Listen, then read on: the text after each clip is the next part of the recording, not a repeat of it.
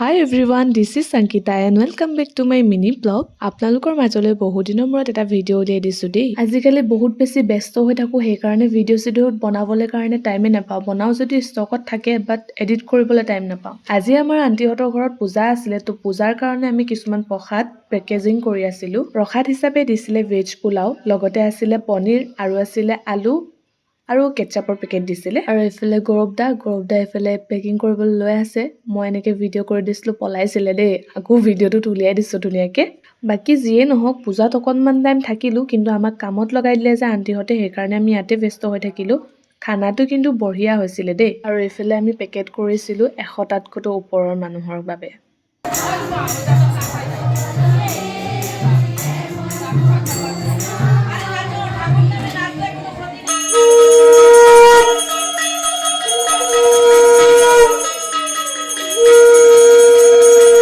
তাৰপাছত আকৌ আমাৰ কলেজৰ পৰা লুইট ফেষ্টিভেল নিয়া কথা আছিলে তিনচুকীয়া, মানে বৰহাবজান সুপ্ৰভাত IGL। তাকে আমি কেৰম খেলি আছো, প্ৰিপাৰেচন চলাই আছো।